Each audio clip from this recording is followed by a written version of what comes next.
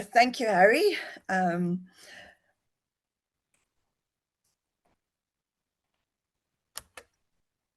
good morning, colleagues. A warm welcome from my side. I am Marita Wickens. I'm a project director from Turner & Townsend, assisting Business for South Africa National Logistics Crisis Committee Workstream 2. I will be your MC for this exciting event, innovation and collaboration, driving change in South Africa Logistics Network, where we will officially launch and introduce the NLC Pulse Report and driving change in South Africa's logistics network. Thank you for registering, and I look forward for an insightful program this morning. Section 1, I'm going to give over to Lazarus Pereda, our NLCC co-chair for Workstream 2, as well as a board member of the Road Freight Association. He will share more about the government-initiated NLCC efforts to address the challenges in South Africa's transport and logistics system. The initiative is a testament to the power of collective action, bringing together private businesses, government, and other industry stakeholders. The NLCC aims to overcome current challenges while building a sustainable future for the country's supply chain network through strategic planning and targeted outcomes. Section 2, my Business for South Africa Workstream 2 colleague Gerard Maree will focus on one of the 8 NLCC work streams, the enhancement of road transport and border transit. This is a vital element of the NLCC strategy. Here, the NLCC Pulse Report has been enhanced as an invaluable tool to monitor and address the inefficiencies currently in hindering road transport and operations and border transit. In Section 3, Jace Lane from Crickmay Associates will elaborate on the NLCC Pulse Report and provide a live demonstration of the WhatsApp tool. We will have a short 10-minute break before Section 4, where Dr. Unita Maree, SAF CEO and also a Business for South Africa sponsor, will discuss our envisaged Corridor Management Institute. She will outline the building blocks required for this important function and the necessary capacity to support the core functions and improve trade efficiencies and cost. During Jace and Unita's presentations, we will also have Mentipoll, so please have your cell phones ready to take a photo of our QR code during these sessions. I hope you enjoy the next 2 hours. Now I'm going to hand over to Lazarus Pereda, our co-chair of Workstream 2. Thank you, Lazarus. Mainly the road, the rail, the ports. Secondly, implementing reforms, which is important. Because you want the system to be efficient and competitive. And then lastly, creating enabling conditions so that everybody can operate effectively. That goes from legislation all the way to processes, procurement. If there is a need for funding, we go and look for funding. How are we structured? Marita did mention a bit. We have got 3 entities. BSA, Business South Africa, which is under BUSA, in collaboration with specific state-owned entities. You can see that BMA commissioner is a co-chair, Dr. Mike Masiapata. And of course, we are located at the Presidency's office, and activities that we do are aligned with the 2030 National Developmental Plan. So if we can move to the next slide. Right, this is how we are structured in terms of the feedback cadence. So the majority of the work is done at the substreams. However, the substream also do split into project teams, which is the bottom, and the project teams go into specific disciplinary activities, and then they go and do all the work that is required, and they feed into the substream. So the substream, which has got multi-disciplines, continue to look for new opportunities, discuss the progress on some of the things that are being done, and jointly work with each other, especially the project teams, coordinate all the work that has been done, and take everything and escalate it to the main work streams. And we'll talk the main work streams later in the last slide. There, at the work stream level, that's where now the co-chairs sits with the teams, and then they look at all the works that have been done, the progress that have been achieved so far, and then they look at the challenges and how can we fix the challenges. If there are challenges that cannot be fixed, those challenges gets to be escalated, and then they get to move to the next level. And that level also meets monthly. And that's where now the co-chairs will go and present their work and also the issues that are of importance at the time. So if I am to give you a typical example, if you look at the corridor work that we do in work stream 2, one of the major corridors is the N4 and the border that goes to Mozambique. We always have challenges of long queues there. And we are looking at kilometer 7, where we want to use the old airport to take the traffic from the N4 and put it into sort of like a holding area and bleed it into the border easily. And you are able to check everything in kilometer 7 away from the N4 so that you can allow community and everybody who use the road to use it without issues. However, that land that we want to use has got some legal issues. There is a private guy who's using it, but it belongs to government. And there are challenges which, as work stream 2, we cannot solve, so it gets to be escalated. So currently it's sitting at the JSOC, which is the Joint Steering Oversight Committee. It's the only thing that we have managed so far to escalate. The majority of the things, we were very lucky that we were able to solve them within ourselves. Of course, using people like the partners, CSIR has been very useful. They put together sort of like a working model, and we were able to sort quite a lot of things ourselves. And only one thing gets to be escalated. In the end, 6 weekly, the presidency do sit and they look at the 3 core issues, which is energy, transport and logistics, crime and corruption. And they get to be given feedback on what's going on in those specific buckets. And they also get to be told what are the key critical issues that those buckets need assistance for. And from there, then the presidency will look at how can we allocate resources, maybe solve the issues if it doesn't need resources, but it needs some bit of political power, and. So you can see that there is a process that we follow, which allows us from the project teams all the way to the presidency to deal with issues and keep on escalating. And we know that the higher you go, the more you can get things sorted easily. And so far, things have been going very well. We have been seeing a lot of good progress on N4 and other corridors and other ports, and is purely because of the way we operate and the escalation system. The president, once in a while, when he has time, he does sit into those 6 weekly, but given his itinerary, it's not always possible. If we can go to the next slide, Merita. So this is how the platform is structured. So we have got 8 work streams. So out of the 8, you will see the ones that are marked in yellow. I'm colorblind, so I'll call it yellow for now. You have got work stream 1 and 2. That's where business actively participate. And you also have 7 and 8 business actively participate.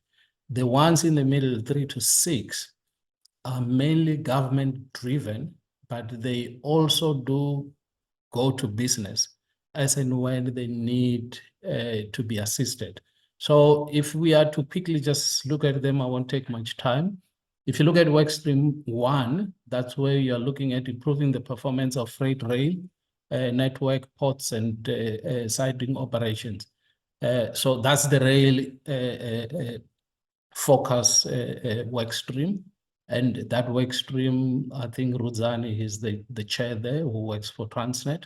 So it's mainly Transnet, and they look at what can we do. And those substreams that they have, those are the commodities that they're trying to push so that when we look at migrating from road to rail, those are the commodities that we should be able to migrate with ease. And they are working hard on that. And there are performance metrics, and we do see the numbers are getting better and better. Are we closer to where we want to be? No. Have we made significant strides? Yes.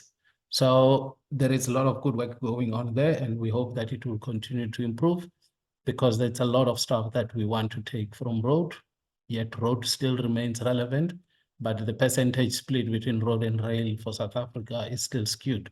So we need to correct that, but it will take time. We are talking probably 5 years or so, even more, to correct it to international standards. If you look at work stream 2, which is where we sit, that's where we look at improving road transport operations and border transit.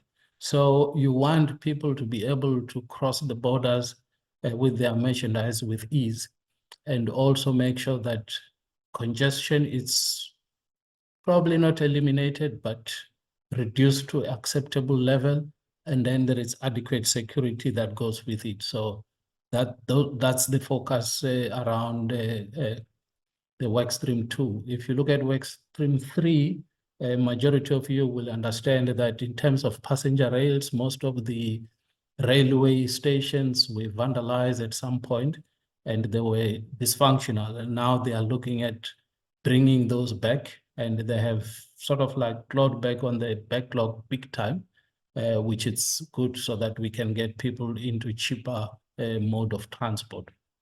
If you look at structural reforms, that's where it talks to the freight logistics roadmap, and it's more about all the things that needs to be done to enable the activities within the roadmap to see light of the day. If you look at procurement, which is number 5, work stream 5, that's mainly for work stream 1, which is Transnet. And the guy who heads it is also from Transnet. It's more about, because there's a lot of red tape in procuring the materials. At some point, they had those locomotives from China and they couldn't get spare parts and all those things. And they needed some assistance from Treasury on exemptions on some of the prescripts of the laws to be able to fast track and get what they want in time. And if you look at number 6, that's financing, that's more about Treasury. And there they look more at adequate funding to make sure that all those activities that needs to be funded, they look at mobilizing resources and try and sort of like speed up and reduce the time that it takes and deploy the funding into the relevant activities so that we can quickly solve the problem. If you go to security, of course, railway needs to be secured, the ports, the pipelines. However, as work stream 2, we also have a relationship with them through the joint initiative of crime and corruption. And the Pulse report that we are launching to you today is also used by them to understand where the issues are and they deploy security in line with the issues, so that when there are no issues, the security deployed is lower and higher when we've got maybe major congestions and all those things. Lastly, on the communication side, which is also actively supported by business, I know BUSA president it's also into that work stream. It's more about making sure that all the work that we do in different work streams it's effectively communicated to public so that they understand what's going on, and the voice of communication is coherent, and making sure that it's regular, because you don't want to communicate once and go to slumber and then wake up after 2 years and communicate. There has to be some activities that are regular. So in a nutshell, that's how the system is set up between business and government. And I must say, so far, we have done quite a lot of good work, and I'm still looking forward to more work that we can do to make sure that this freight logistics framework of ours does work like in other countries where it's working very well. Marita, I think I'll leave it there. Thanks a lot. Thank you very much for that insightful discussion about the NLCC and our 8 work streams. I'm going to hand over to Gerard Maree, and he'll discuss specifically our core functions on work stream 2. Gerard? Thank you very much, Marita, and welcome to everybody. If we can go just quickly have a look at what is really happening right now, specifically into workstream 2 and what we are doing there. So you will hear, remember that Lazarus did mention that the NLC started its work in June 2023. In fact, the workstream 2 started working then in August 2023. It was just the setup and getting everybody then to start running. So we've got 4 main goals that we want to address, and this is purely focusing on road logistics. In here, we are now not looking at the rail, although it impacts us directly, but we're purely looking at road logistics here. And that 4 issues is that we want to look at safety, and safety is not just the accident side of safety or that road safety. It also deals with the crime processes. You know, the moment that there's congestion, you've got a problem. I've just got a report now on the N10 Olifants Hoek pass. Truck involved in an accident. One was carrying milk, and there's already looting now by the public. Now, that's typical type of processes that we try to look at to say how we can improve that. And each corridor has got its own uniqueness, and we're trying to act upon that.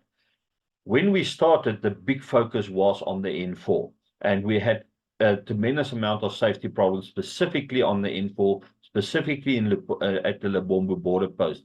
So we're taking a lot of the actions and processes that we find can work on the N4 and trying to bootstrap them into the other areas. So quite often you'll see that we refer to the N4. It doesn't mean that we're only looking at the N4. In fact, we're looking at 8 different corridors, but a lot of the focus and attention is currently on the N4 as a result of the problems at the Lebombo border post. The second one deals specifically with how can we reduce the cost of doing business. The road transport industry is extremely important at this stage for the South African economy, and the moment the wheels stop turning, then there's a significant cost. Also, we need to make sure that we remain globally a supply chain competitor, and that we do everything in our power to improve that, smooth it over so that we can get a better process of competing. Freedom of movement.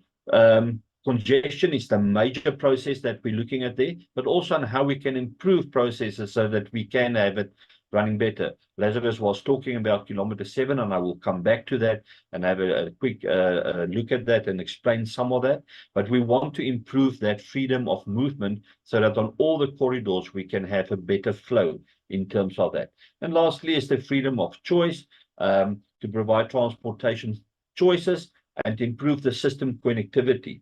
And this will, in the end, also deal with processes such as intermodal development, the data that we're trying to do, and that is part of why we've got the pulse reports so that you can see how that interact with each other, specifically on the ports and the shipping and the road. The rail is not really in terms of the pulse report yet, but that will be growing on. So that is the 4 goals. Now, to achieve those 4 goals, we do it, as Lazarus has explained, in various substreams, and we've got a number of projects that is then running, and I want to go through that if we can quickly move to the next one.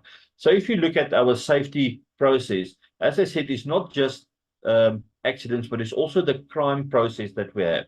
And the moment you've got congestion, you have got the possibility of crime. We are working together with law enforcement. We've got a very close working relationship with Workstream 7, and to see how we can address the issues of bribery, how we can address the issues of corruption. Just one point on bribery. Quite often we like to point the fingers to bribery issues, but we must just always remember that it takes two to tango. And every time we've got somebody from business, somebody in the trade offering a bribe or paying a bribe, you are actually just as guilty in that process.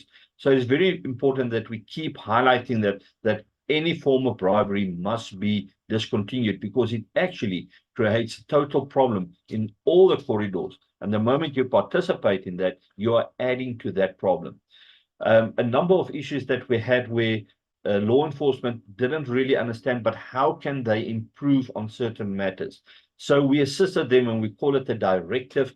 It's not really a directive in the sense that it is a legal process, but shared information in showing them how certain actions impact upon the trade, how it impacts upon the flow within the road, so that we can have a better improvement in terms of that, and that we really address the safety issues that comes with that. We are working with transport operators to ensure compliance and the result of non-compliance. And as I go through the various steps, you'll see that a number of them are repetitive in the different areas, as they impact upon both of the or all four of the areas of our goals. We had quite a number of vigilante actions by communities. Now, it normally happens the moment there is congestion, either the community gets frustrated or the operators get frustrated. And you remember about last year, November, there was a significant clash between the taxi association, the cross-border taxi association, and the transporters.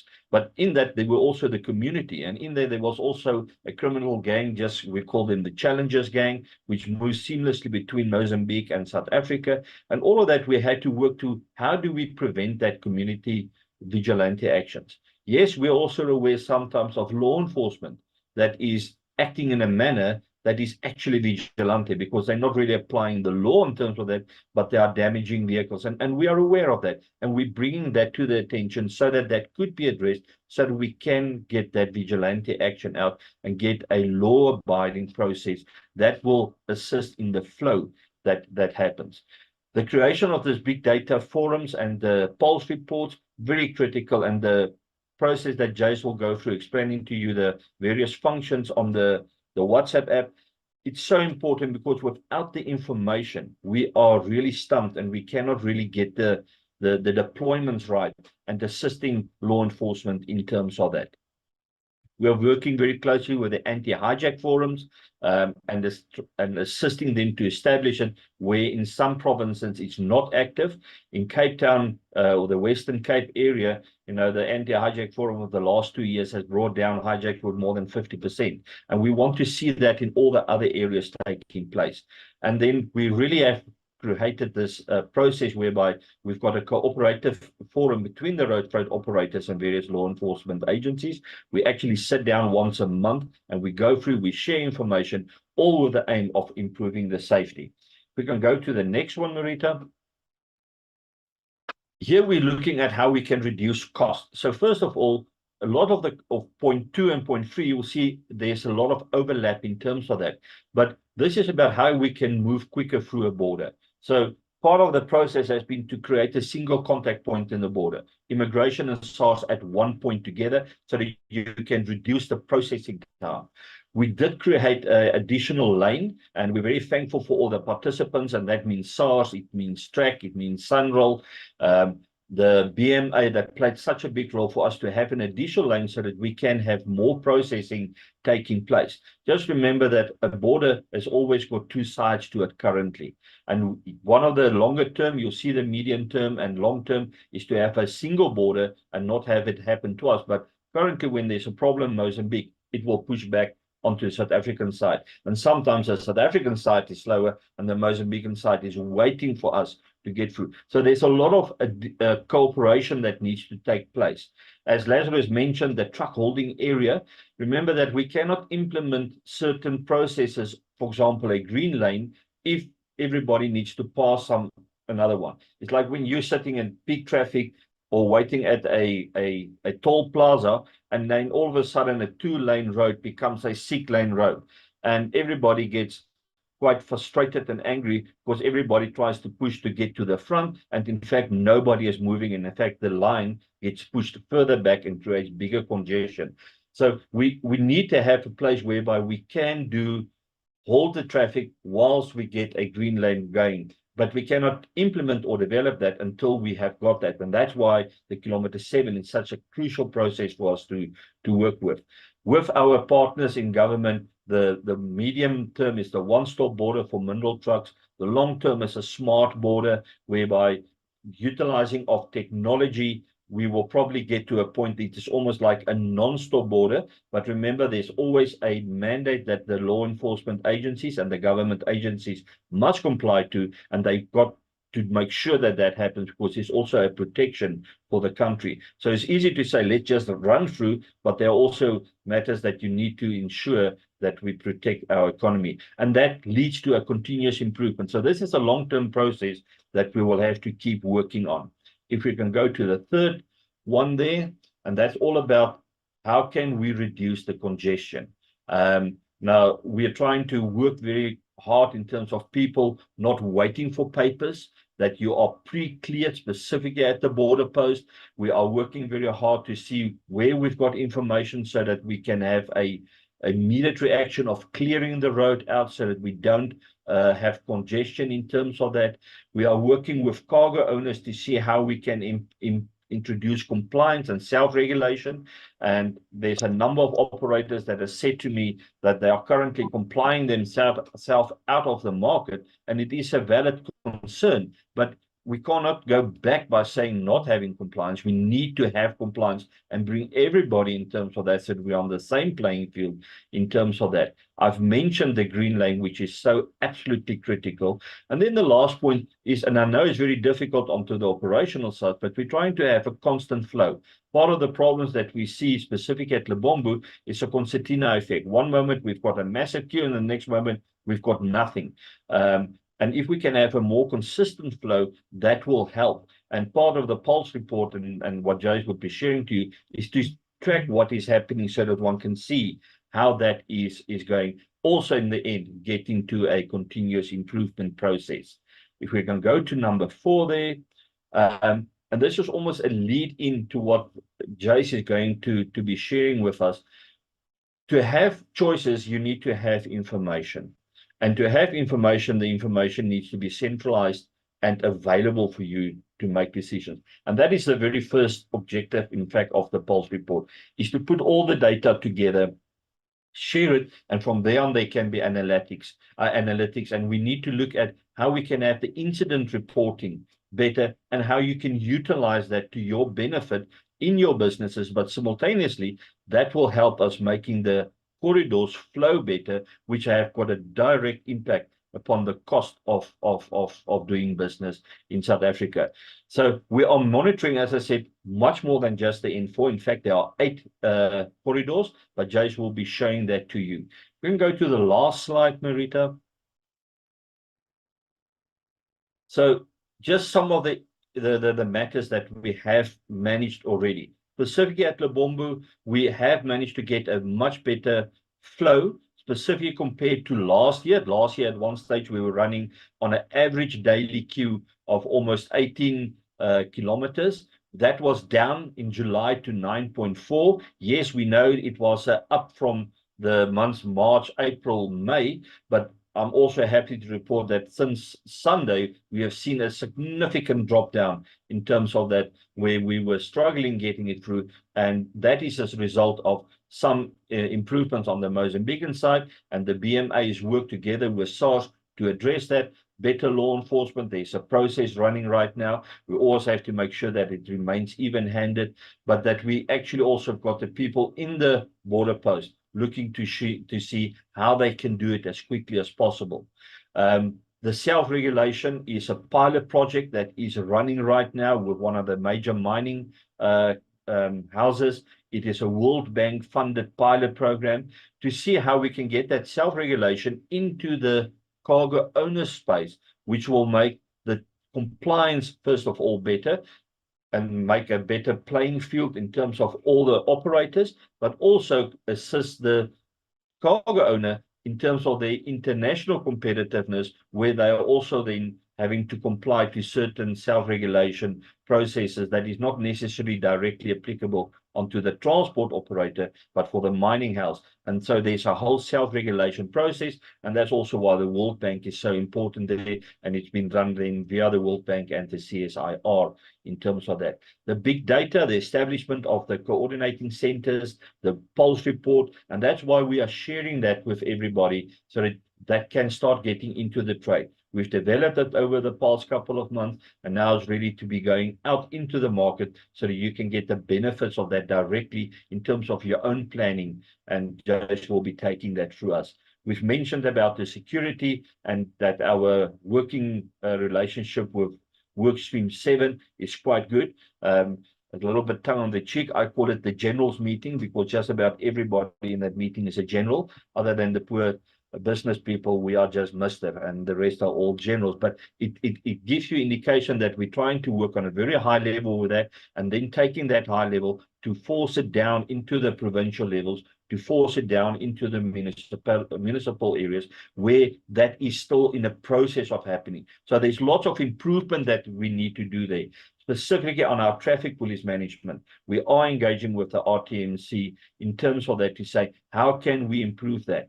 And then the infrastructure is so important. We are not just at kilometer 7, which Lazarus has mentioned, where BMA is driving that very hard, and we're very thankful for what they're doing there, and we will assist as far as possible with them. But we're also cooperating with Sunroll to say what is happening on the road infrastructure onto all the other areas, and how we can play a role in assisting them in terms of that. But I think the core issue that we want to achieve today is to look at the pulse report. And I'm very happy that we will have Jace from Crickman Associates to take you through that and to really be able to share with you how you use it and what's the analysis behind it and how we get to that information. So thank you very much, Jace. I'm really looking forward to that. Thank you, Gerard. Welcome to all our participants today from my side. Just a privilege being here today. I'll be just quickly sharing my screen from my side, just taking control of the presentation so that we're in a better position just to describe some of the things that you're going to be seeing. So as I just get this going, as Gerard has said, he's given a great introduction into the reason for the NLCC Pulse report. And now what we'll do is that we'll get into some of the details to show you the work that's been done over many months. So I think with respect to the Pulse report, one of the important things is always just to understand the purpose of this instrument.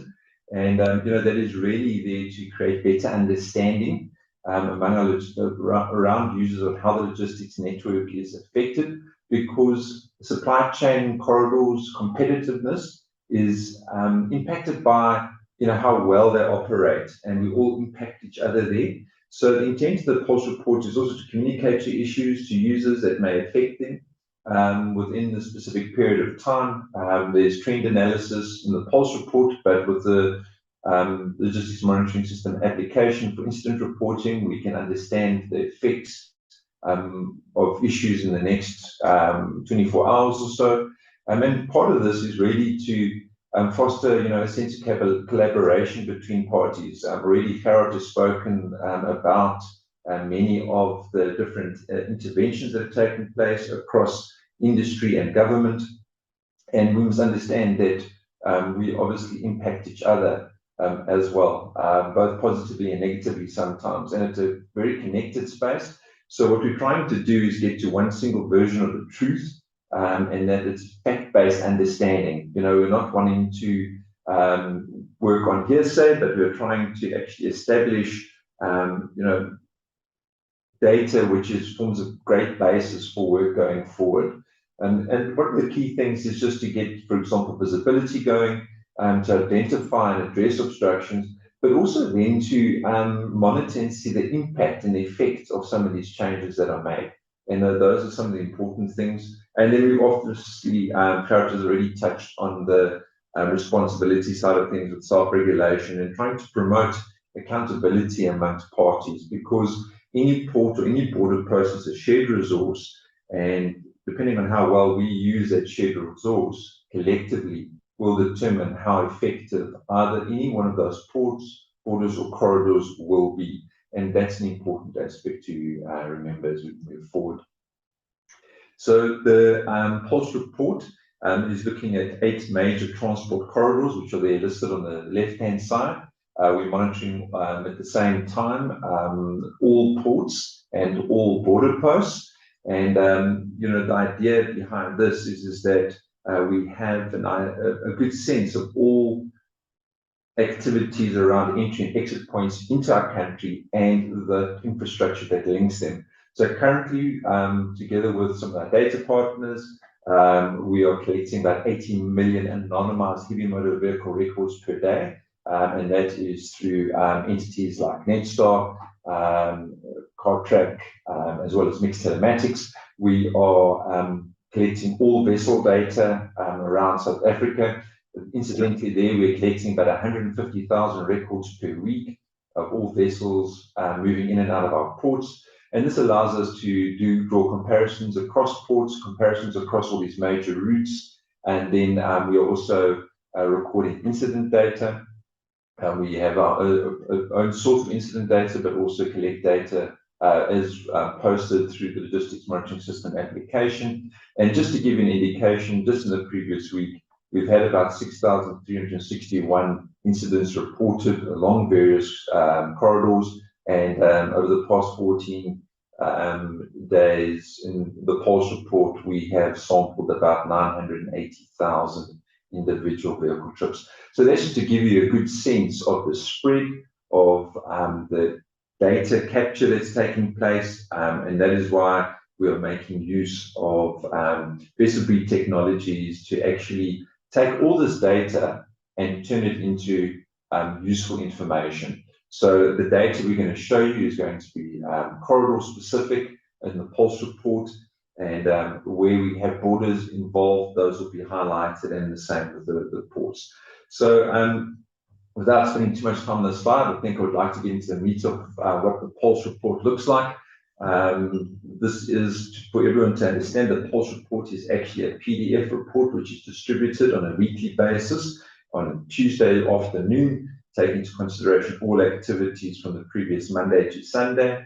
And the first thing that we're looking at here is just what's the congestion looking like with respect to heavy motor vehicles in the South African supply chains. And when we look at this, what we're trying to do is that we're trying to actually understand what our performance has been over the last 14 days, with respect to N1 corridor and the vehicle movements there. How does that compare to our year-to-date average for 2024? And how does this look compared to 2023? So in general, what we're seeing, if you look at the Pulse report, there's been a general improvement over the previous year in terms of just the movement of heavy motor vehicles along those corridors. But then what we're also trying to do is that we're trying to understand are things getting better or worse. And so part of this is to, on the right here, is to indicate just the week-on-week percentage change. So we can see, for example, things have slowed up from Kuruman to Kaverga, and that's gotten about 16.4% slower. The N3 from Joburg to Durban has gotten 15% slower. But we can see that the route from Walvis Bay to Cape Town, for example, it's got 16% better.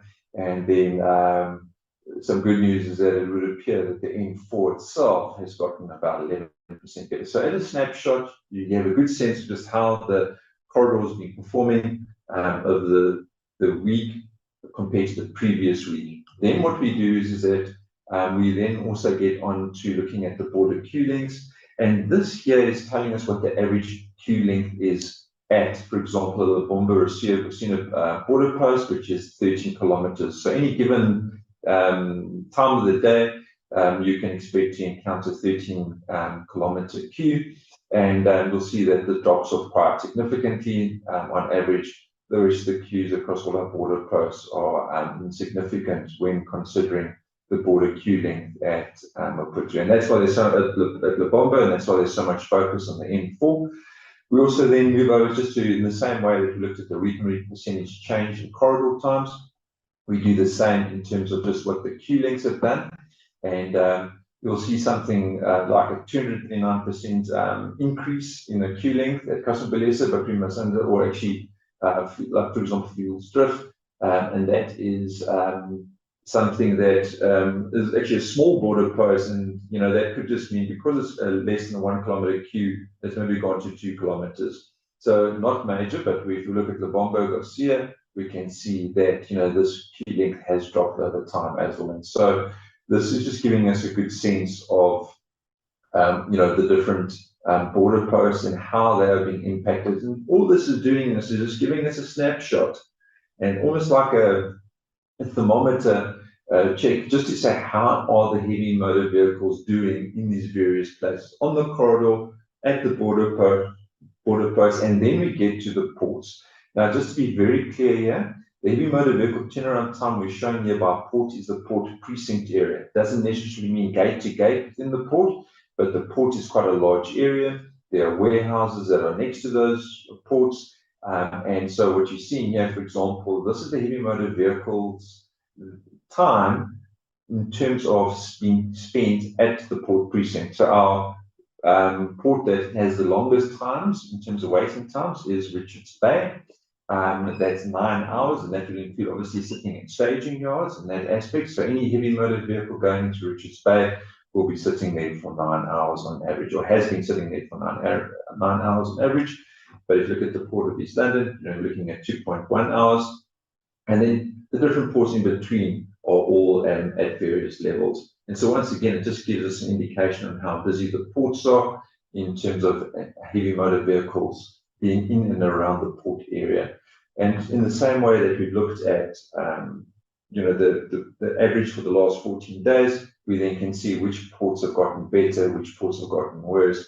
And we can see that apart from the Port of East London and Port of Gqeberha, all the other ports have actually seen a reduction in times over the last period in terms of this week versus the previous week.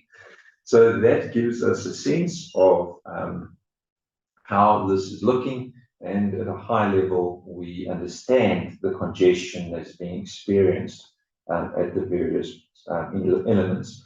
What we've also done in the report is just make it clear around how the data is compiled, being very clear in terms of definitions. I'm not going to go through every single definition here, but it's just being clear so that everyone has comfort in what they're seeing, that they understand how the information is being constructed. You can talk about a port precinct, and for many who don't know what a port precinct is, here we define what that port precinct is, and can include, for example, all the surrounding infrastructure such as roads, rail lines, and storage yards. So we're trying to be very clear in terms of what is being done and how we communicate that. We also, in our next page in the report, just also for example, give acknowledgement to various entities that are involved and who have contributed in some way, either from a data sharing perspective or contributing from a funding perspective, and even new contributors, for example, Bright Insurance, are acknowledged on this level. But what we want to do is that we've seen that there's problems. That's a snapshot of the last 14 days. The report then goes on to some trend analysis. And here we start looking at, for example, the N4. And the N4 itself looks at the movement from Pretoria to Maputo. And if we look at the corridor, we can see that the corridor in general has improved in terms of time. And then currently, for the last couple of months, it's operating below the average for 2023. So we're seeing a downward trend. These little dots just show anomalies where things improved a lot more than we anticipated. And then, for example, we have the border crossings in terms of, so we're measuring this very specifically the time from time taken to cross from kilometer 7 to kilometer 4. So it's not just the border itself, it's these supporting facilities. And you can see that there have been peaks and troughs, but in general, it's been a downward trend. And then we're looking at the border queue length. So the border queue length is, for example, just giving us an idea here. This dark blue line is what the average is in the day, and we can see that the dotted line is the trend. But you can see that it can get very long. The peak Q was up to 40 kilometers, on this corridor. So whilst we have an average of 13 on the previous page, we are now seeing that it can get quite bad, and that it can get up to 30 kilometers or 40 kilometers, and that's one of the highest peaks we've seen, and then drop off. So there's variability within the day, clearly. And then if we look at the ports, you can see the port call times have also been reducing when compared to 2023. And this is just talking about how long do vessels take to arrive when they get to anchorage, spend their time at anchorage, finally go through the port to actually then offload or pick up their cargo, and then exit again. And so that's the port call, and we can see that there's been a general improvement, and that's just how we then record the port call times here. But what we also do is that we try and give a picture on if we were operating almost a just-in-time kind of principle, and you had a piece of cargo that you needed to get from Pretoria to Maputo, you can expect to spend 22 hours on the road. This was what it was for the previous week, and we've seen a 4-minute reduction in the last week. Going through the border post is 9 hours, and so we've seen about a 4 minutes increase in terms of traversing borders. But the time spent in the port, has been quite low at 2 hours, and there's been a slight change. And then obviously the vessel berthing time, and you can see the vessel berthing time has gone up marginally by 10 minutes, and that's just this 60 minutes reflects that. And then the vessel anchorage time is 8 hours, as you can see. So in total, it's taking about 102 hours to actually move through that corridor if you're looking at it just in time principle perspective. We're then trying to also understand what's the penalty cost of a heavy motor vehicle going through a port, for example, where it is slower than normal. And by normal, we talk about what is the time you're likely to encounter when you go to the port. Doesn't mean it's necessarily the best time achievable, or even the average. It's the most likely time you're to spend in the port. And then we compare that against, for example, what is being achieved on average. And we are then basically through calculating heavy motor vehicle fixed costs and the recovery of those fixed costs in terms of standing time, in terms of hours, or in terms of round trips, we're then able to then say that, this is increased from 929 Rand. That's the penalty cost you're paying if you're visiting the Port of Maputo. You're going to the border post. We've seen some changes here. It's 1,000 hours, and then, for example, May and June, it's been getting better, and you can see there's been a downshift. So the penalty costs have been dropping, but there's still a penalty cost. So if I had to stack potentially this up, you're looking at maybe like a 10,000 Rand penalty cost per trip for a heavy motor vehicle to go through that place and time. So this is the N4. It is different from the other corridors in the sense that it starts in Pretoria, it's got a border post in the middle, and obviously ends at a port. Then we look at the N3, and here we're looking at the same kind of principles, but each corridor, as Gerrit was mentioned, has got some unique elements to it. And what we can see here, if we look at the N3 specifically, is just the impact of the construction that's been happening over time. It's been getting better. It's operating at the current moment a bit lower than the 2023 average, but you can just see the impacts around October, and then from January and April with those roadworks, and what was it actually doing in terms of impacts of moving along the corridor. So the penalty cost moving along this corridor was a little bit less than on the Maputo corridor from a heavy motor vehicle perspective. You can see that the penalty costs are also lower at the port. And then we also look at just particularly on the N3, the reported traffic incidents. We all know that the N3 is a very, very important trade corridor between Durban and Johannesburg, and it really does get choked around Van Riebeeck. And so whenever there's a traffic accident on Van Riebeeck or some of the other narrower parts, for example, here very close to Pietermaritzburg, as you're descending from Mooi River, this can really cause some serious backups. And so we're just recording traffic incidents, and in general, the traffic incidents have been coming down. And I think that's partly a function of the fact that a lot of the roadworks are starting to, the major roadworks that were very challenging areas has been reduced or have been completed.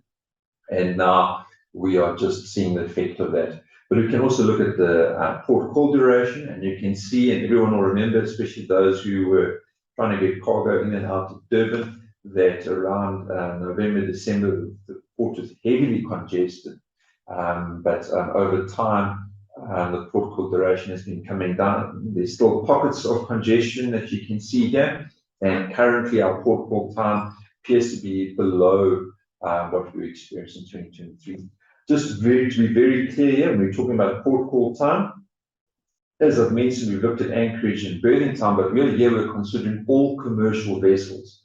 So this is the average port call time for all commercial vessels going through the port. So this will exclude passenger vessels, but for example, will include roll-on, roll-off vessels, or bulk break vessels, or vessels, designed specifically to move petroleum products, as well as container products. And there is, probably 20 other various classifications of vessels in between there. So in the same way that we have spoken about the corridors, we can see that moving through Joburg to Durban, the total hours for that modality, for that corridor is about 148 hours, with vessel berthing being quite long. And so if we just had to flip back, we can see vessel berthing again at Maputo is 2 days, and anchorage is about 8 days. And we're looking at a total of about 4.8 just in the last week. And we can see that Maputo, for example, is performing better than Durban in general. And this speaks to the attractiveness of certain corridors. And remember, we spoke about corridors, it hasn't maybe been mentioned, but corridors compete with each other. And so when you're looking at lower penalty costs in terms of visiting, moving along a certain corridor, it makes that corridor more attractive. And this just gives us a sense now of what is going on in terms of the N3 corridor as we look at this. The next element that I'm going to go on to is just very quickly the N1. Each one has got its own unique attributes, as we've mentioned. And here we have a border being the starting point, being Beitbridge all the way down to Cape Town. And we can see a general improvement here. Border crossing times also general improvement, but better than 2023. And then the port also has been performing better than 2023. So that is all very good. One of the things we do include here, using SARS published data, is just to confirm the split of commodities that go through the specific district customs office in Cape Town, and that would be then the split of commodity of trade that's gone by maritime or been delivered by road into those areas. So that is just to give you a sense of what that looks like. And then what we get to is just to emphasize that the Pulse report, which is a PDF report which is distributed and every Tuesday, as I've mentioned, is built off the back of the logistics monitoring system, which also comprises a mobile application and a WhatsApp channel. And what is this? It is basically a web-based platform which brings this heavy motor vehicle monitoring. Like I said, remember, it's 80 million records per day. So just to give you an indication in terms of vehicle numbers, on any given day, there's between 80 and 100,000 heavy motor vehicles, depending where they are. The port performance is determined through the vessel tracking data that we have, and that's there we get the data every 15 minutes of the vessels. If we go back to the heavy motor vehicles, we get that data every 5 minutes, and the granularity of the data is we have a GPS point per vehicle every 20 seconds, just to give you the depth of the information or the data that's available. So we bring all this data together through big data analytics to actually provide information which we've shown you. And that is the purpose of that Pulse report, is to take this vast amount of data and hopefully produce a succinct summary of what is going on in terms of our logistics networks. So all of this allows you to query what's going on with your borders, what's going on with the corridors, what's going on with the ports, and they also allow you, particularly with the mobile version, is that it allows you to record incidents by selecting a specific location, by GPS point, and all of this, the selection is all guided to ensure data integrity.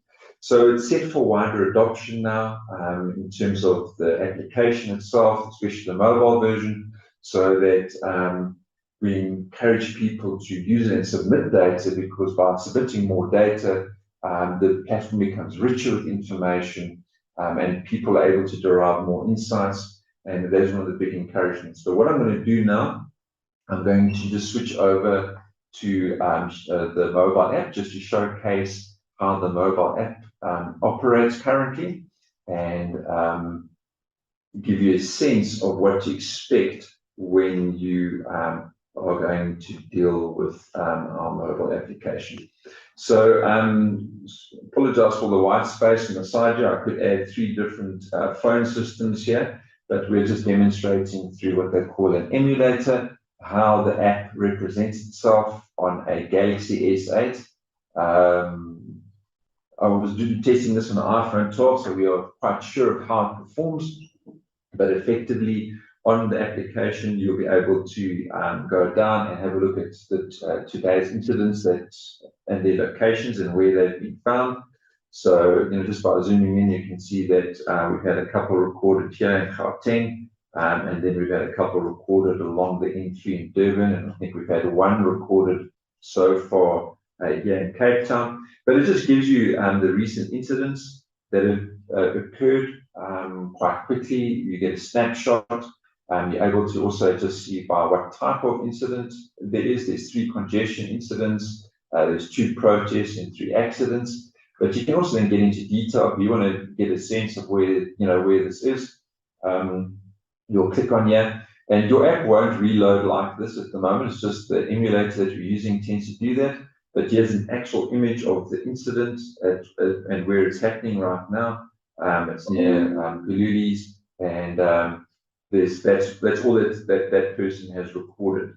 But if we wanted to look at another event, which maybe got some more specific details, we can have a look here at there's protest action happening at this location.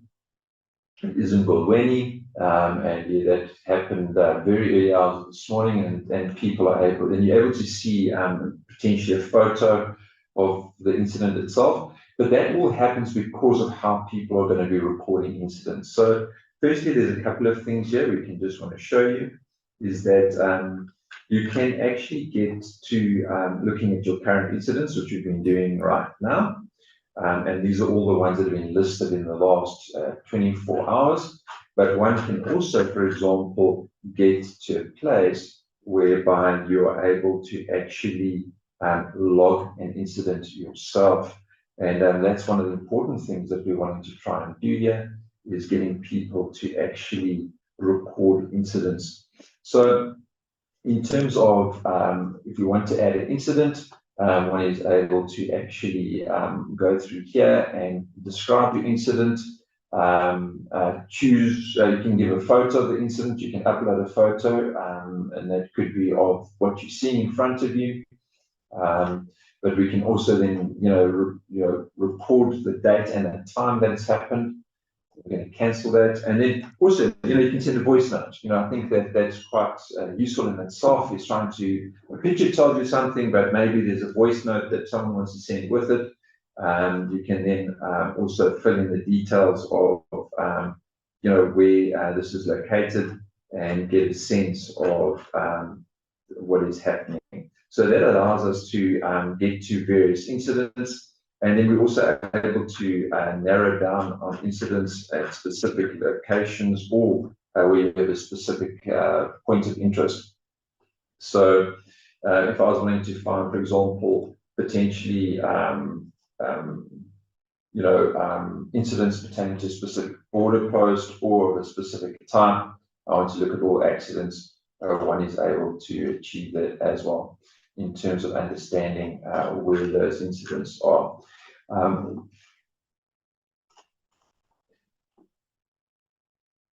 So just wait to reload. You can obviously navigate here just on the side to obviously get back to wherever you're wanting to. And then also, as I mentioned, you're able to, on your map, go and look at a very specific incident. If you know that you're en route and you're wanting to get to Van Rieman's potentially, it gives you a summary of where the incident was and what the incident details were.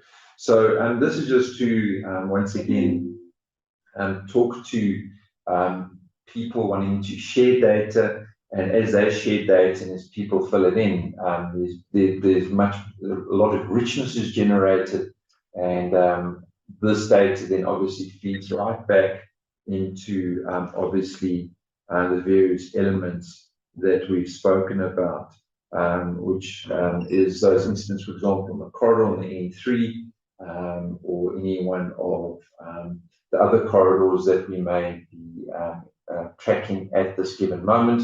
But what is the beauty behind the app is that you know, these corridors or these incidents can be located anywhere along any of the routes or any areas within South Africa, and that is just giving us a good sense of the activity and potential issues that could impact us on a given day. So I'll just stop sharing there on the app. There's also a mobile, a WhatsApp channel that can be utilized and accessed, and that mobile details of that will be shared on in the next slide, if I'm not mistaken. So if we just move over now, you'll see that before we get to the next slide, so the important thing is also that what we're trying to drive here is that there's 7 pillars which build up the logistics monitoring system, and that is around visibility. That's the first thing we're trying to do, is just create visibility, highlight where there are problems. Then it's to understand the efficiency and how we can improve that efficiency. And reliability then comes in it too. You know, you can be very efficient for a small period of time, but if you're not reliable, people move away, because predictability is quite important. And the more variable a supply chain is or a corridor is behaving, the harder it is to come to predict and plan. We also look at the risk element. So, for example, protest action, if we recorded this incident, is a risk element. The cost we brought in, we've spoken about the heavy motor vehicle penalty costs, but I failed to mention the NLCC Pulse report there when I was demonstrating, is that cost information is derived off the RFA's vehicle cost index. And then we look at the societal impact. I think many of you can cast your mind to about 1.5 years ago, the horrific accident of the truck going on the N2, crashing through a bakkie with kids laden in Pongola.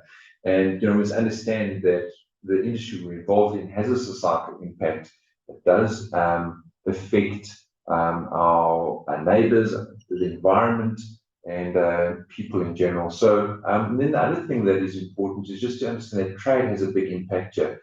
And that is something I just want to go back very quickly to, which I think I failed to mention. But in terms of, I want to quickly go back to potentially the N2 here. And this is the N2, which I happen to skip over. But the reason why trade is quite important is that if we look at, for example, this here, this was queuing into Richards Bay Port. And you could see it was climbing up to about 10, 15 kilometers on average. And it was maxing out at 30 kilometers. But now, if you have a look at this, you must ask yourself the question, why did it suddenly disappear from January? And it's been flat in the main. It's much better. There's been a bit of a peak now. But this is almost exclusively as a result of the change in the commodity prices relating to export coal.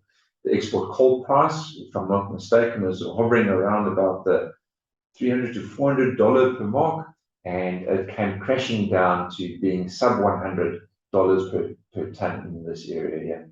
So that's just to show you what trade can do in completely swinging and the movement of commodities along specific corridors. And so if there's an uptick in pricing of a specific commodity, and that commodity has gone through Maputo, we can expect to see an increase in queuing times and transit times and times at the port.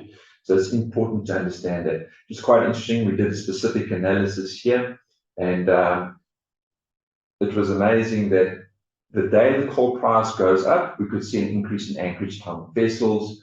The day the coal price goes up 4 weeks later, you see increasing queues with respect to vehicles going into the port.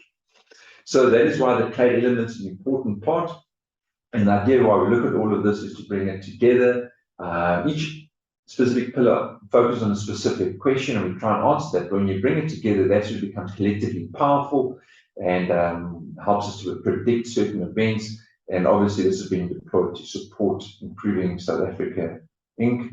and its efficiency and its competitiveness within the current region. There's huge investments going into East Africa and corridors feeding the East Africa and corridors feeding West Africa.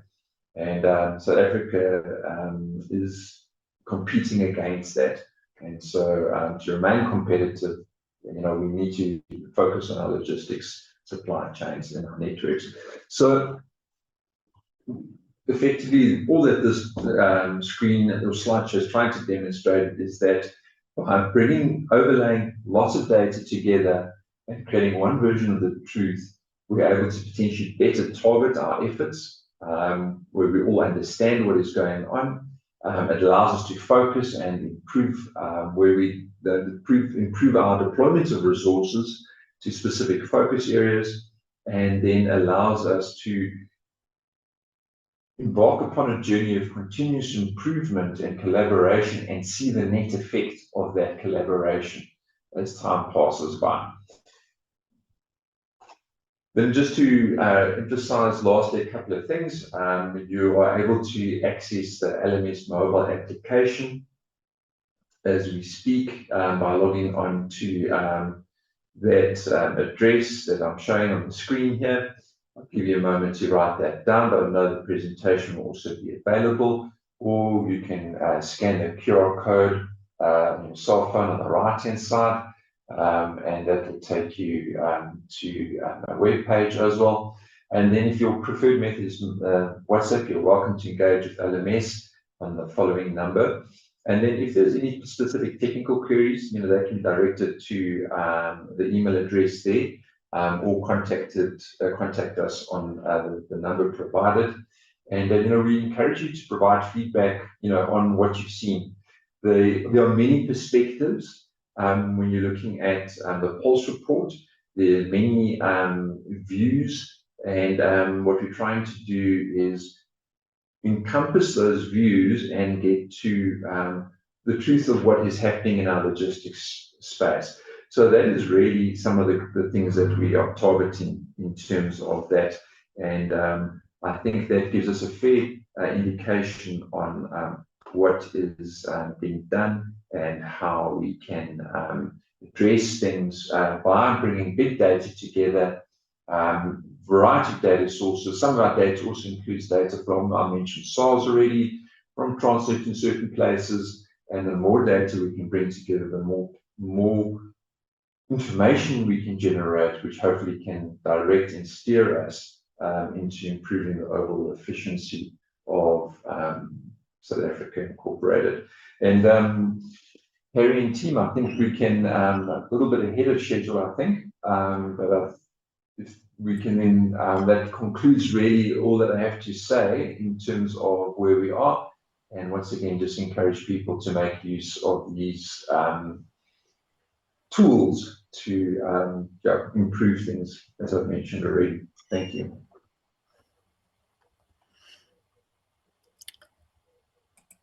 Thank you, Jace. Appreciate that insightful demonstration of our NLCC Pulse report as well as the WhatsApp application. I think the next section is all about the Pulse report questions and answers in the chats. If we can just maybe spend time on that before we go to the Menti poll.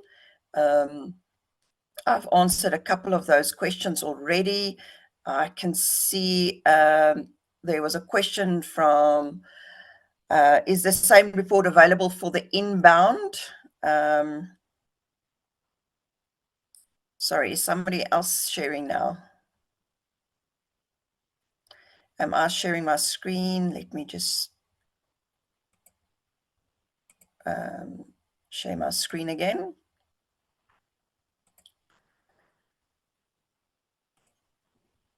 So there was a question regarding for Jace. Let me just get to that question. Is the same report available for inbound traffic Durban, Joburg, and Maputo, Joburg, Pretoria? Marita, it's a great question. What we've done is that we focused on the movement of commodities outbound. So yes, everything that we've looked at is moving it out of South Africa. We can do something where we look at inbound, and that's just the same. And this is exactly the kind of feedback we want from people. Is great. You've shown us how things are moving Joburg to Durban, but can you tell us how it's moving the other way? And to give people insights into that. My experience is one person's inbound is another person's outbound.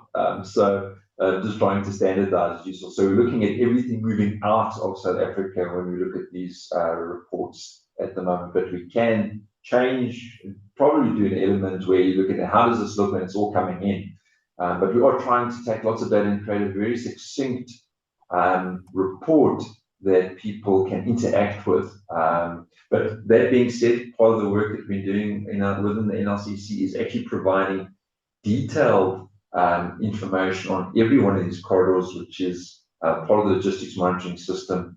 And there you'll be able to analyze how things are moving at a segment level on a road, per 50 kilometers of a road. So there's a vast amount of information there, which is far beyond what you're seeing here in the NLCC report. Thank you, Joyce. Does that answer the person's question? I think it was Jacek.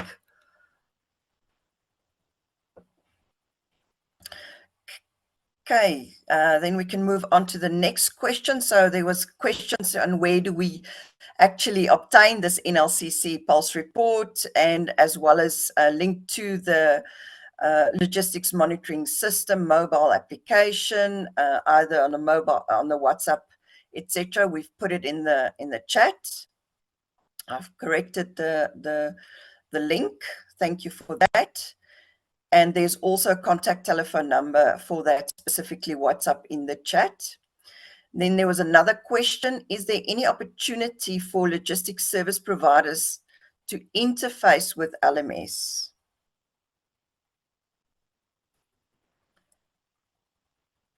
Most definitely, Marita. I think that just to understand how they want to interface with it. I think that is always the important question. We, from a Crickmate perspective, the logistics monitoring system, I've always prided ourselves of being able to integrate with anything and anyone. So yes, there is the ability is there, and I think it's just too important to understand how people would want to, and would be able to support what they're trying to achieve. Thank you. And can reported incidents be verified by other users? Also, is the data validated in some way? Yeah, so I think that's a great question, Marita, and it speaks to the fact that there's a lot of fake news out there. I remember attending a presentation once around fake news, and South Africa is like one of the top 10 countries of producing fake news, which was quite interesting. But in terms of validating it, so I think that is a question which does pose challenges, and the verification around that is often done by looking at the same incident, but getting it from varied sources, reputable sources. So, when you're looking at, if you're seeing an incident that's been reported by the N3 toll concession or N4 the likelihood of it being correct is useful, especially when you have another third party being an independent person who's registered on the app saying, I'm seeing something here, it's there. So I think that some of the verification is actually done by the fact that you have multiple sources actually reporting the same thing, and those are confirmed. But happy to also, work with people, if they want to be involved and understand how this works or contribute to, their data to this. We're more than happy to work with them in creating a richer experience for people. Thank you, Jace. And then, Gerard, this is probably more in your arena. The Smart Track and Performance-Based Project has objectives closely aligned to this stream, has demonstrated the following outcomes since inception in 2007, reduced the number of trucks on the road network, reduced crash rates, safer trucks, reduced the fuel use, reduced greenhouse gases emissions, CO2, reduced cost per tons, kilometers for payload transported, reduced overloading and speeding, etc. It's currently facing implementation challenges, which most provinces having already suspended issuing of operating permits. How do we ensure such initiatives get the required support to ensure continuous improvement along our corridors? Gerard, I know we've worked on the performance-based vehicles report and we've issued it to the Department of Transport. Maybe you can just comment on that. Yes, Marita, the whole PBS and the future of PBS was also referred by the NLCC to workstream 2. And what we've done is to, first of all, make sure that from a business side, we try and get a united voice in terms of that, wherever there were concerns about that, so that we managed to get that together. And we have now already went back to the Department of Transport with a detailed report in terms of that. And in essence, what that report is saying is that all the parties are supporting it to continue. However, there are a couple of concerns where there is some research needed. And some of that research referred to infrastructure damage based upon the horizontal forces, not the normal one that is just now, that is already covered in the CSIR report, but the horizontal force damage that could come. And then also an issue with regard to the breach formula, even though the current PBS does make provision that on the abnormal breach formula, you need to be 35% lower. The question remains that some PBS vehicles currently, the length is still exactly the same, but they just got 2 additional axles in there, which means that the distribution per axle is fine. But if you now look at the bridge, you will still have a bigger portion of weight onto a specific span. And with the increase in the number of PBS vehicles, which was 2 in 2007, and currently per the last CSIR report is 1,421, what is the impact it will have on the bridge impacts, because the length hasn't changed. So there's some research needed in terms of that. The proposal that has been made is to say PBS must continue because of the impact it has got on our economy, and that speaks to the very part of that question to say what's going to happen. Some provinces said that they're stopping it in December and not issuing, and that's what we said, it must continue. We've asked that phase 3 of the project be allowed to continue for another 3 years, and in that period that these infrastructure research be done, and then linked with that is the whole legislative regulatory process that needs to take place. Interesting enough, Namibia has just put the PBS into their legislation, and that is part of the idea to say it must become part of our legislation and remain under abnormal, exceptional processes. Because otherwise, we could just have said, let's lift the tonnage from 56 to 74. We have to make sure that we do protect that. All of that report is currently with the department. We are following up with that to see that we can ensure that PBS is continuing because of the massive impact it has got on our economy and also onto the operators. But the driving force is what is happening in terms of the industry. I just want to touch upon what Jason said. The sources of your reports for the incidents is very critical. So we've got a number of cooperative parties in the security industry that gives very good report that is already verified, and they clearly indicate that, and that will start to be going onto this platform also as of the next week or so. Thank you, Marita. Thank you, Gerard. Appreciate that answer regarding the PBS. There was another question from Paul from RTMC, responsible for coordination traffic and transport authorities in the country, requesting that this presentation is made available. Yes, it will be definitely made available. We're going to incorporate the Menti questions in the presentation. So definitely by tonight it will be made available by the Transport Forum, Harry van Eysteen. Thank you for that question. I'm just conscious of time. Last question. I missed the first part of the presentation. Not sure if we covered this. Sorry, jumped.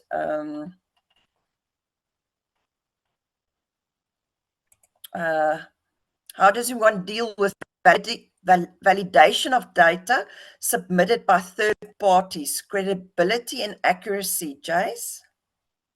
Marisa, I think it's very aligned to the first question asked by Heinrich. So it is about the overlapping of data, which helps. I think to be clear though, I think it depends on what data we're talking about. So if we're talking about heavy motor vehicle GPS data, that is very clear and very specific.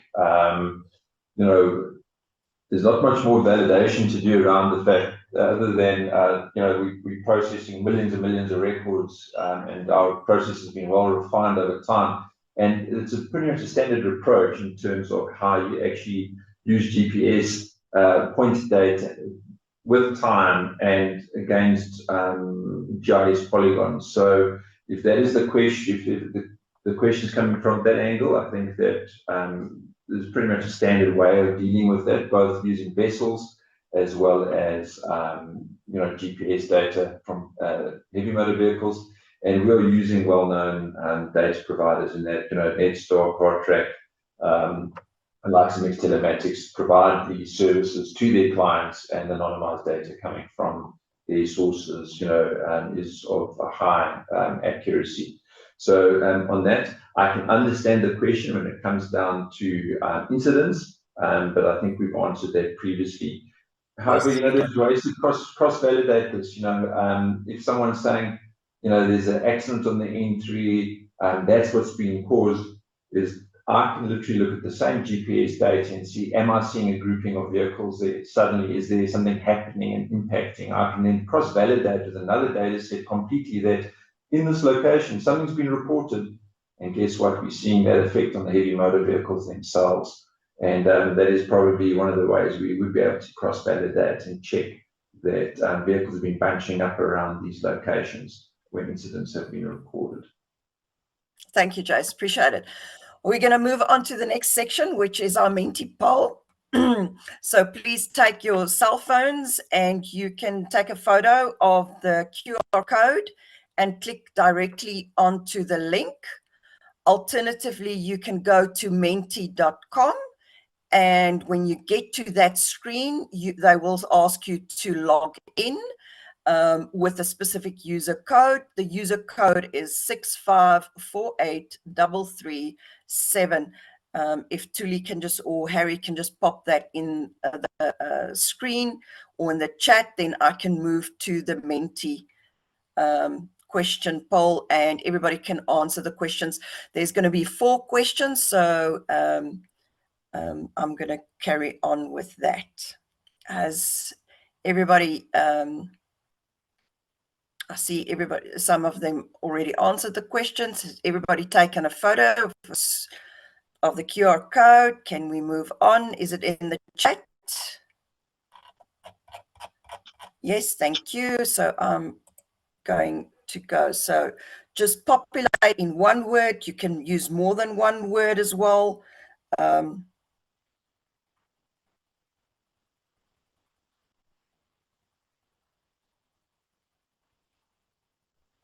In one word, just describe.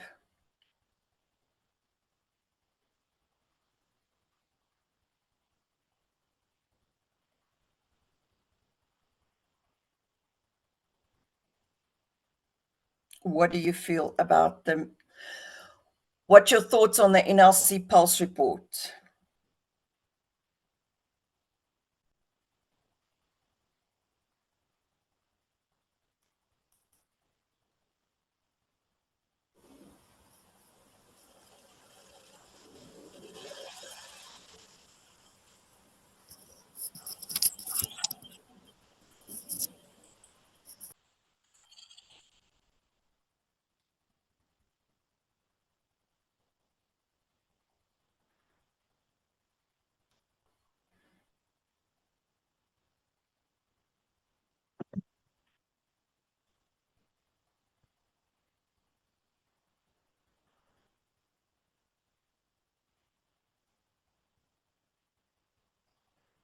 Okay, so it seems people are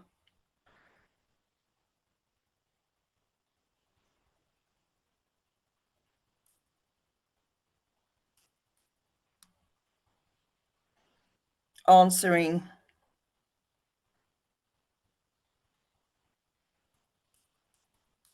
I'm going to give it another 3 seconds if you're not familiar with the Mentimeter, but I think people are populating. We've got 6 responses, 9 responses so far.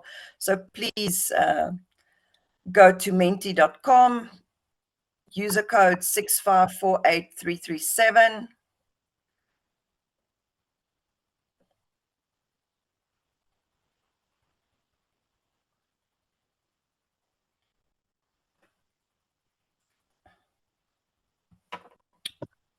"24 responses, thank you."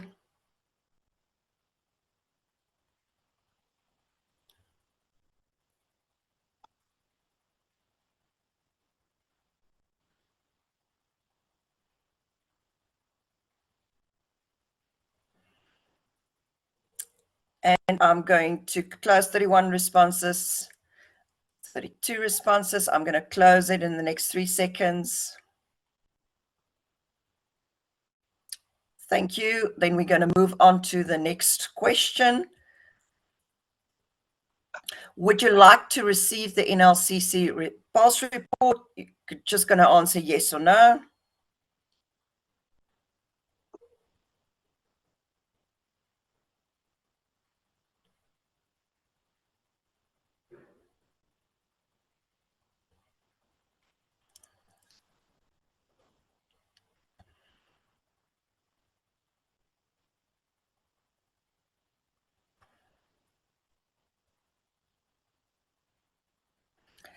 I'm going to move to the next question.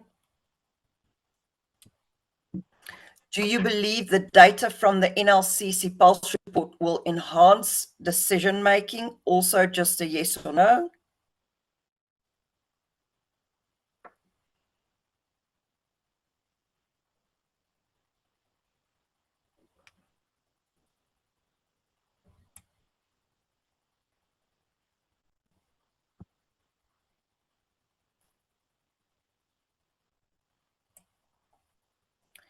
Okay, and then the last question.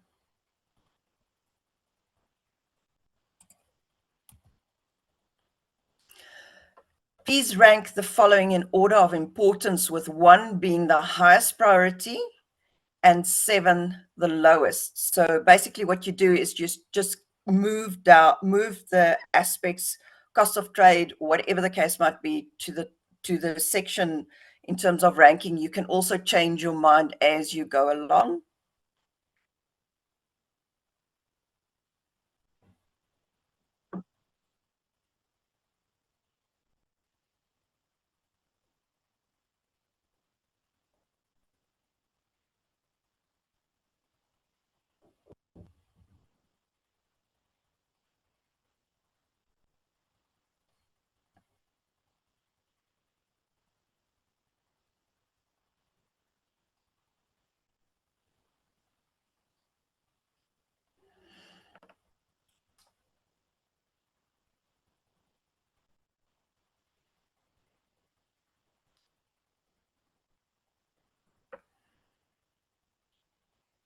As we get the information in, the bar charts change.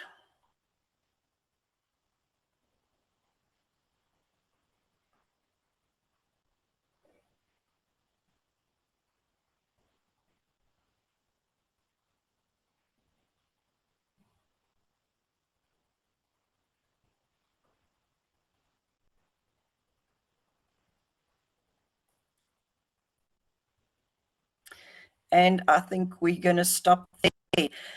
The next, I think we've run a couple of minutes over with this last presentation. But Harry, my understanding is we will have a short 10-minute break. If everybody is back at 11:15, will that be sufficient time for a body break? And then we can continue with the presentation. Thank you, at Marita. 10. We'll put up a timer of 10 minutes for a break. Thank you very much. Thank you.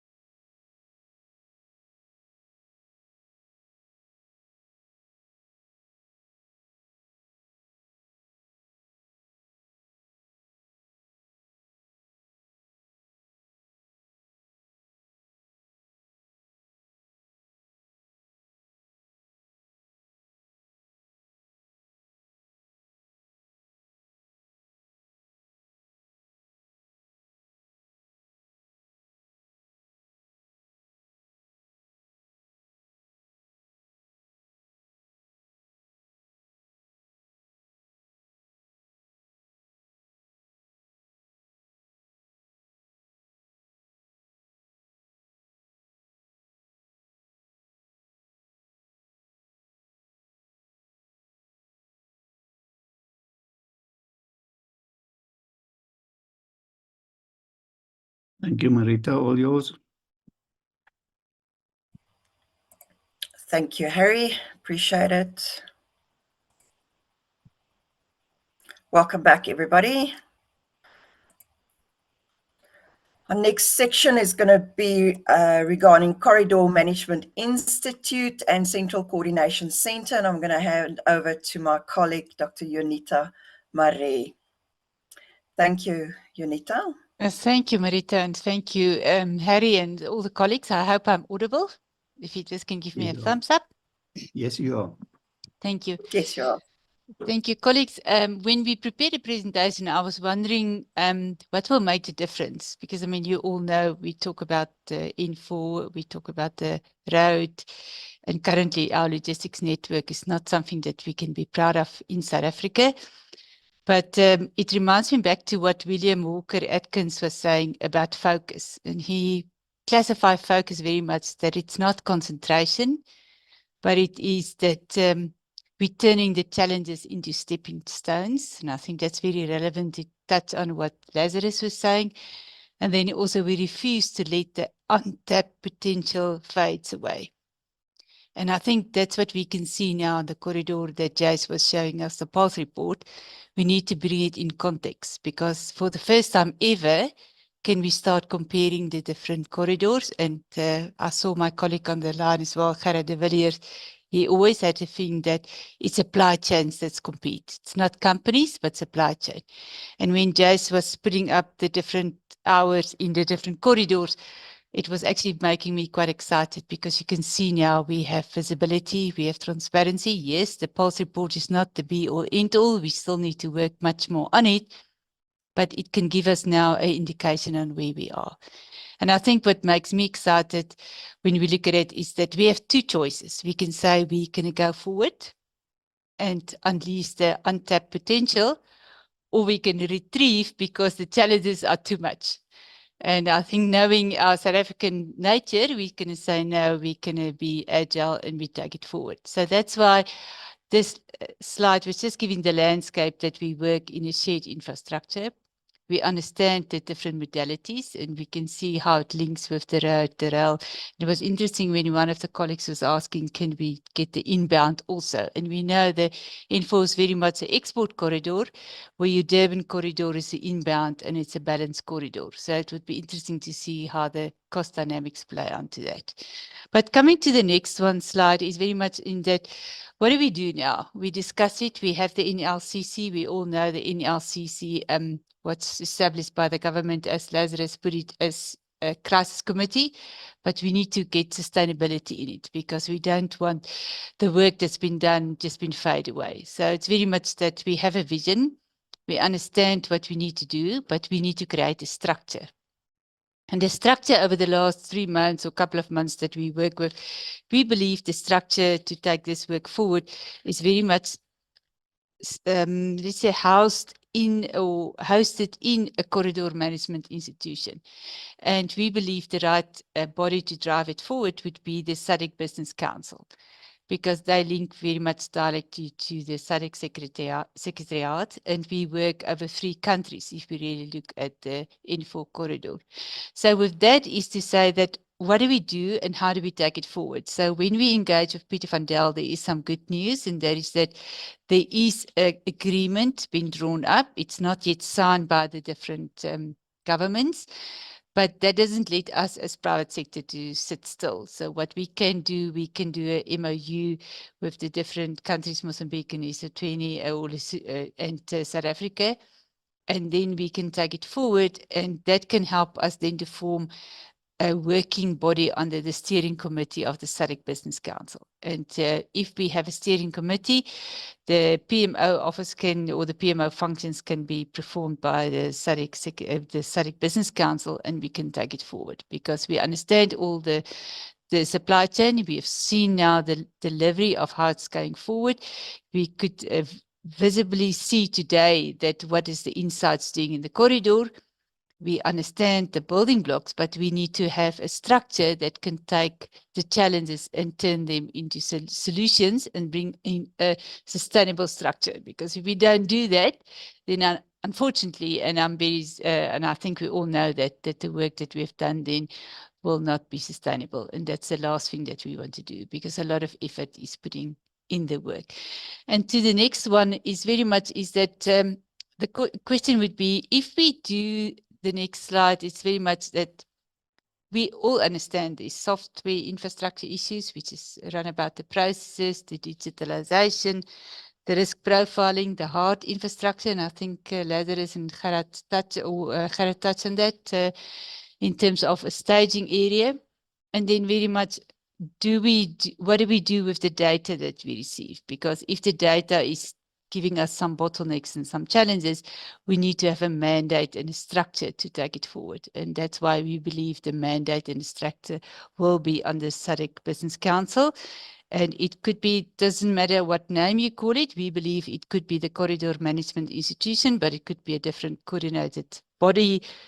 As we progress, it can be a different name, but we have to have a coordinated role and the communication. So that's why the approach will be very much that we talk to each other, we formulate different working groups, we establish a baseline, and then we drive it forward. And the benefits will definitely ultimately creating for us a choice that we can choose which corridor we want to use.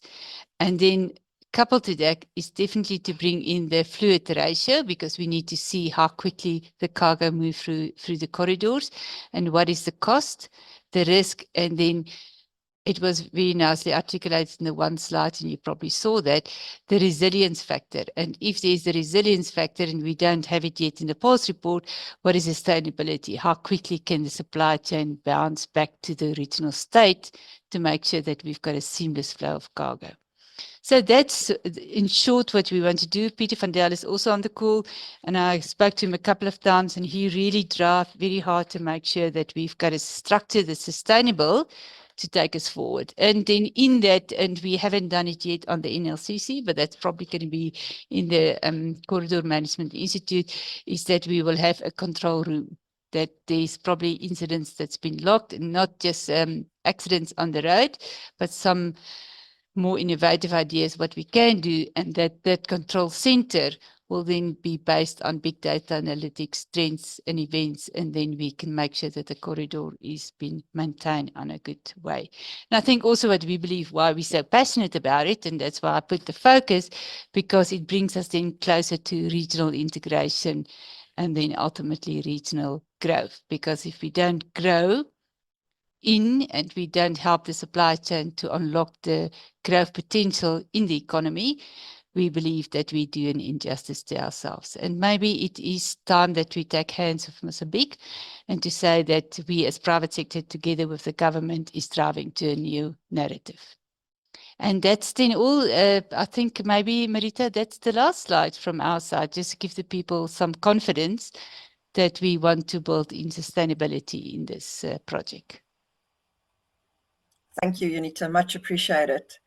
We're going to do another poll, so if you can get your phones ready and just take a snapshot of the QR code, or either go to menti.com using the same code 6548337.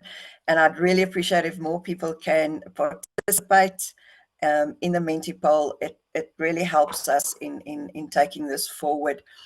The question that's going to be popping up on your screen is, how would you prioritize the building blocks of a Corridor Management Institute? Please rank them in order of importance, with 1 being the highest priority and 5 the lowest. And as we've indicated in the slide that Unita just presented prior to this one, the building blocks, so focusing on soft infrastructure, meaning all the policies, processes, procedures, the capacity building, etc. Hard infrastructure, border facilities, rest areas, and then digital infrastructure in intelligence. This is where the NLC Pulse report typically comes in, where we've got data management, analytics, and reporting. Safety and security, surveillance, emergency response plans, etc. And then the last one is escalation mechanisms, where we will have typically, for example, a central coordination center where we do have escalation. So these are the questions. Hopefully everybody is signed into the Menti, and I can go to the questions. Okay, so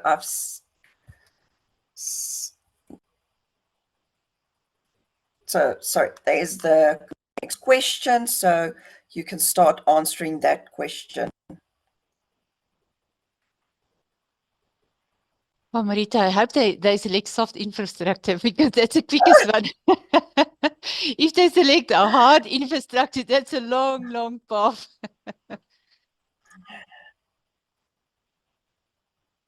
Yeah, that's a long-term solution. But we always have a team. So Peter van Dale is on the call. So maybe he will put up his hand and say, I'm ready to take it.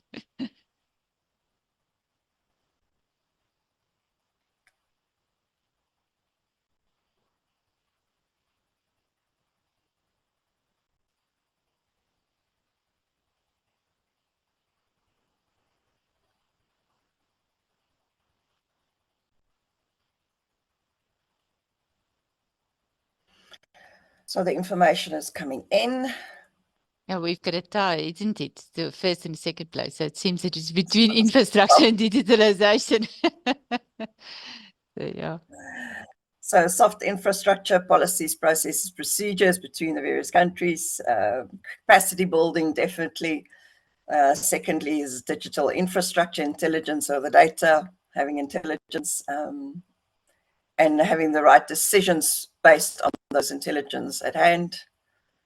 And then third, escalation mechanisms, safety and security, and then hard infrastructure, which is a long-term solution anyway in terms of the border facilities. But it shows us the importance that we have to have a long-term structure in terms of the Corridor Management Institute. Okay, I think Peter van Dale can see that definitely we need that structure. Thank you. And then I'm going to move on to the last question.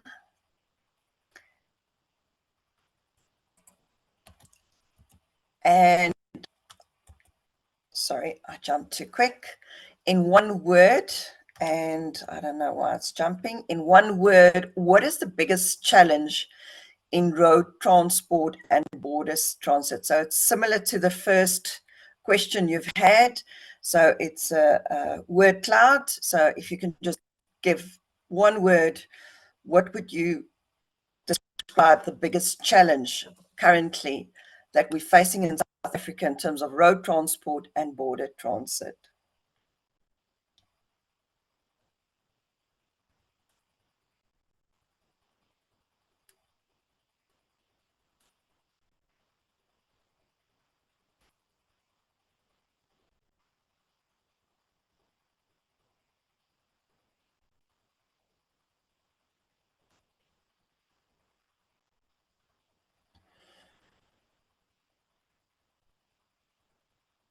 Okay, we've got 20 responses so far, so thank you. I think we're getting the hang of Menti. 32 responses. Wow, 35 responses, 40. Thanks, guys. The further we go, 48 responses. Wow, thanks, guys.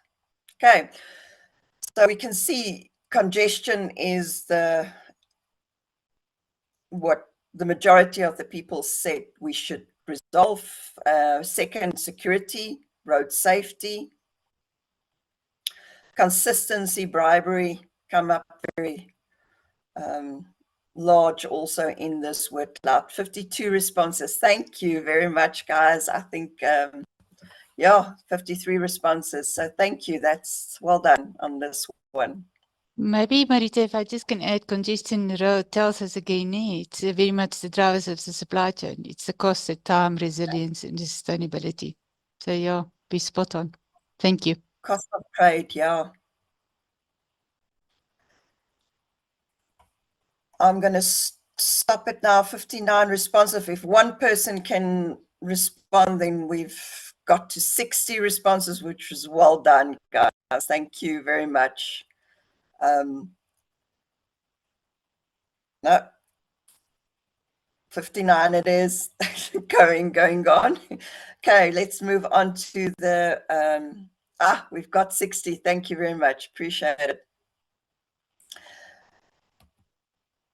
Then the last one, so there's in the Transport Forum's presentation or in the program itself, there's a link where you can go to a survey. I'll ask Tuli or Harry just to pop it in the chat.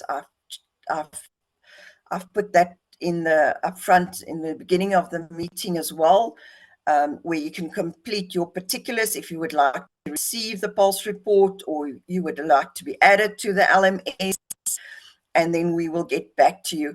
If we haven't answered any of the questions in the meeting chat, we will also get back to you after the event and try to answer all the questions that we haven't addressed during the event itself. But if it's any questions relating to the NLCC Pulse report, please liaise with Quickmay and Associates, Chase Lane, with the email address indicated on the PowerPoint. And then if there's any questions regarding either the NLCC Workstream 2 Road Transport and Border Transit, you can either contact my colleague Gerard Maree or myself, and there is our contact details on the screen. And then I'm going to hand over as a closing remark to Unita, just for concluding remarks. Thank you very much. Thank you, Marita. And let us start. I think, thank you, colleagues. Let us first thank you for allowing us to come into your space and to spend 2 hours with us to show you the pulse report, because it's important that you help us and guide us that we build the sustainability on the N4 corridor and for the other corridors as well, because as I indicated, the logistics network is the enabler for economic growth, and that's what we desperately need in our country. But, you know, if this event was today a failure, there's one person to blame, but if it's a success, it's a team. And let I go back to Harry. Thank you for the platform, Harry, that you made available to us and that we can present. And then I want to stop at Lazarus for presenting us and leading us under his chairmanship in the Workstream 2 together with Dr. Mike. Dr. Mike, I haven't seen on the call, but I saw I think General Salimbi was on the call. So thank you for the BMA. They co-lead it with Business for South Africa on the Workstream 2. And then Gerard and Marita, you probably don't know that, colleagues, but they work until 9 o'clock, 10 o'clock in the evenings, and sometimes in the mornings, early up. They're already telling us how do they think, they monitor, they give feedback, and they really have a very nice work ethic of how to engage with the different stakeholders. And it's not that they just sometimes sit in their office, they go out, they drive through the N4 corridor, they visit the different stakeholders. And I think that makes a huge success, because it's not people that sit in their office and speak to you from a point of view, but they're actively involved in the corridor and helping us to make sure that we stay focused. And the last one, I know tomorrow it's Women's Day, but I think we want to live the dream that Mandela was saying to us, that yes, it's very challenging. We have got many challenges ahead of us, but as I said in my opening remarks, we have got 2 choices. We either propel forward and untap the potential, or we retrieve because the challenges are too much. And we're not going to do that. So I want to leave you with this quote: it always seems impossible until it's done. And thank you for allowing us to come in your space this morning, and we appreciate you, and have a lovely Thursday, and enjoy then tomorrow, Women's Day. Thank you very much. Thank you very much, staff and Business for SA. Really appreciate it. Thank you, Marita, for emceeing this event. You've done an excellent job. We're looking forward to seeing this pulse report being a great success and support to our